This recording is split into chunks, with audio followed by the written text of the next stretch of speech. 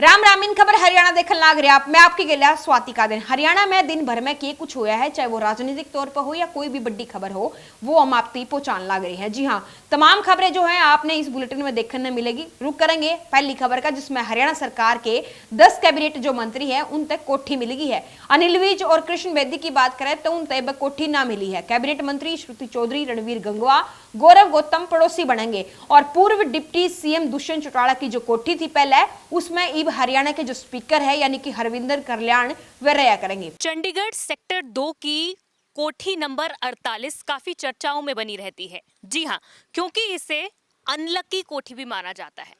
Unlucky कोठी इसलिए क्योंकि ऐसा माना जाता है कि जिस किसी भी नेता को ये कोठी मिलती है वो उसके बाद दूसरी बार विधानसभा तक नहीं पहुंच पाता। आपको बता दें कि नए मंत्रियों को अपनी नई कोठियों का जो अलॉटमेंट है वो हो गया है और अब ये कोठी नंबर 48 जो सेक्टर 2 में है, जो पहले डिप्टी सीएम दुष्यंत चौटाला के पास हुआ करती थी, वो अब स्पीकर हरविंदर कल्याण को अलॉट हुई है। आपको बता दें, अगर कोठी नंबर 48 के इतिहास के ऊपर जानकारी डालें तो आपको बता दें कि इस कोठी में इनेलो सरकार में चौधरी धीरपाल सिंह रहते थे। वो 1999 से 2005 तक इस कोठी में रहे, लेकिन इसके बाद वो नहीं जीते। इस कोठी में कांग्रेस सरकार बनने पर तब के वित्त मंत्री चौधरी बीरेंद्र सिंह रहने लगे, लेकिन वो भी 2009 में हार गए।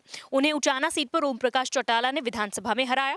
कांग्रेस के दूसरे कार्यकाल में 2009 में ये कोठी मंत्री रणदीप सुरजेवाला को अलॉट हुई। वो जीतकर विधानसभा तो पहुंचे, लेकिन उनकी सरकार सत्ता से बाहर होने पर वो मंत्री नहीं बन सके और कोठी खाली करनी पड़ी।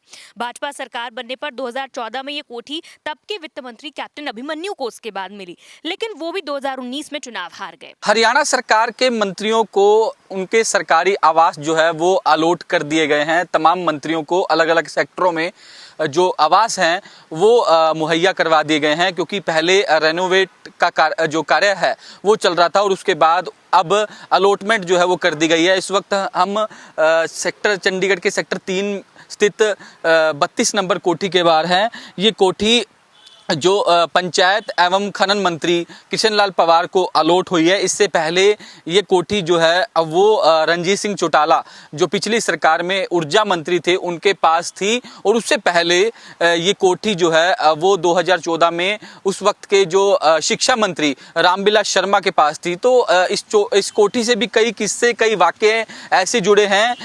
कहा जाता है कि इस कोठी में जो भी मंत्री रहता है। दूसरी खबर का रुख करेंगे। सीएम नायब सैनी ने लाडवा विधानसभा में धन्यवादी दौरा है उसकी शुरुआत कर दी है।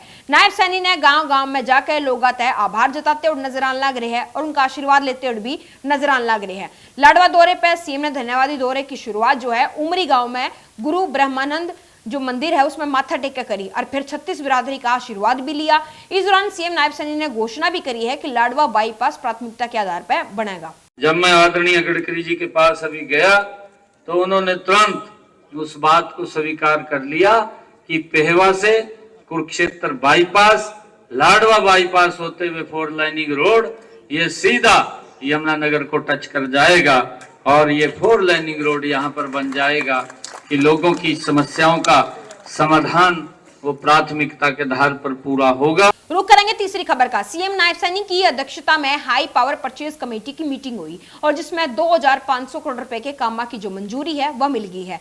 हरियाणा के मुख्यमंत्री नायब सिंह सैनी की अध्यक्षता में चंडीगढ़ में हाई पावर कमेटी, इसके अलावा department high power purchase committee और high power works purchase committee जो है HPWPC की बैठक जो है वो हुई और जिसमें कुल 2500 करोड़ रुपए तय फालतू के जो कॉन्ट्रैक्ट है, इसके अलावा विभिन्न जो वस्तुओं की खरीद है उसकी मंजूरी दे दी गई है। देखिए 37-38 एजेंडे टोटल थे, उनमें से 3 एजेंडों को छोड़ के उनका रीटेंडरिंग के लिए बोला है, बाकी सब के सब को मंजूरी मिल गई है। कौन से डिपार्टमेंट सर वो अलग अलग हैं, अलग अलग तरह के। तो 37-38 एजेंडे, वो उसमें मैं ये नहीं कह सकता कि वो उसमें PWD भी है, उसमें पब्लिक हेल्थ भी है, उसमें ULB डिपार्टमेंट भी है, उसमें इरिगेशन डिपार्टमेंट भी, उसमें एजुकेशन भी, अलग अलग तरह से। विधानसभा का सेशन की तारीख तय हुई है 13 नवंबर, क्या कहेंगे सर? बीएससी की मीटिंग देखिए अभी एक बार उसकी मीटिंग होनी है, पहले पूरी तरह से बातचीत हो जाए तभी कुछ कह पाए। कि अनिल विज की हम बात करें, उन्हें कांग्रेस के राष्ट्रीय अध्यक्ष मल्लिकार्जुन खड़गे के प्रधानमंत्री नरेंद्र मोदी को बातों घुमाकर बोलने वाला जो बयान था उस पर तंज कसया है। उन्हें कहा कि घुमा फिरा कर बात करने का जो कांग्रेस का डीएनए है। हिमाचल प्रदेश में कांग्रेस पार्टी ने कितने मुफ्त योजना देने के जो वायदे हैं वह करे थे, लेकिन ईब उनके ऊपर उल्टा पड़ने लग रहा है। सरकार के पास कर्मचारियों को तनख्वाह देने के पीछे तक ना है। अब मल्लिकार्जुन खड़गे जी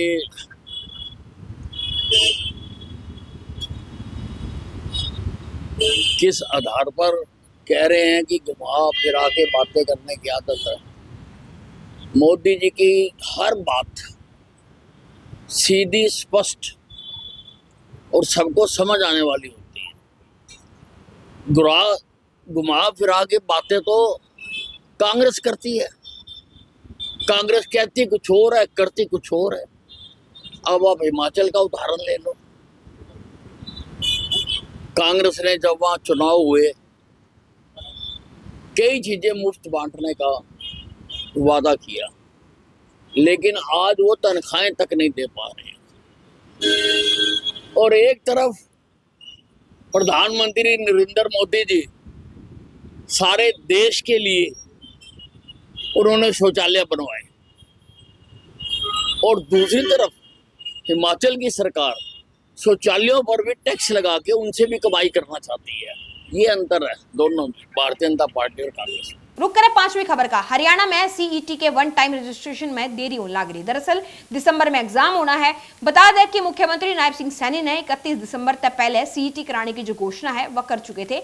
इधर हरियाणा में स्टाफ सिलेक्शन कमीशन यानी कि HSSC में भी जो मुख्यमंत्री है यानी कि नायब सिंह सैनी उन तक सीईटी क्वालिफाई कराने खातर जो दिक्कतें हैं वह उन तक बता दी हैं। हरियाणा पुलिस के ट्रेंड डॉग की संख्या जो है वह लगातार बढ़ती जाने लग रही है। 27 नए ट्रेंड डॉग्स जो हैं वह शामिल करे गए हैं और डॉग स्क्वाड में तैनात जो डॉग हैं उनकी संख्या 36 बढ़ाकर 63 कर दी गई है। जनवरी 2024 से लेकर 31 अक्टूबर 2024 तक हरियाणा पुलिस के डॉग स्क्वाड में 24 जो मुकदमे हैं उनमें सुलझाने में मदद मिली है, जिसमें पहला मुकदमा था जिसमें 24 किलो 450 ग्राम गांजा पकड़ा गया है। इसके अलावा 17.18 ग्राम हीरोइन पकड़ी गई है, 42.45 ग्राम स्मैक पकड़ी गई है, 10 किलो 572 ग्राम डोडा पोस्ट पकड़ा गया है। इसके अलावा 62 ग्राम चरस की जो रकम है वह भी पकड़ी गई है। करें अगली खबर का रुख।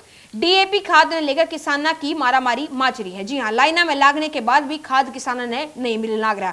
सरसों और गेहूं की जो फसल है उसकी बिजाई का टाइमीवाल शुरू हो रखा है। हरिसे में किसान अपनी फसल के खातर डीएपी जो खाद है उस खातर केंद्र पर पहुंचे हैं, लेकिन उसके बावजूद भी खाद उन तक नहीं पहुंच रहा। किसान जो है इसने लेकर काफी चिंतित हैं और उन परेशानी का सामना जो है खासा करना पड़ रहा है। ये खाद की कमी पड़ रही है बहुत ज्यादा। कब से दिक्कत आ रही है? काफी दिन से आ रही है। तो क्या दिक्कत आ रही है खाद को लेकर? खाद मिल ही नहीं रहा है, इतनी भीड़ हो रही है बैंक में, विकट कोहनी पे कोहनी छिल रही है, खाद नहीं मिल रहा है। क्या चाहते हैं? हम ये चाहते हैं कि हर आदमी को, हर किसान को खाद मिलना चाहिए। सरकार सुनाई नहीं कर रही है, बिल्कुल भी हाथ पे हाथ धर के बैठी है। तो हरियाणा की तमाम खबरें आप तक पहुंचाते रहेंगे। इन खबर हरियाणा के खिलाफ बने रहे करो और हरियाणा की कोई भी खबर छूटेगी नहीं। राम राम।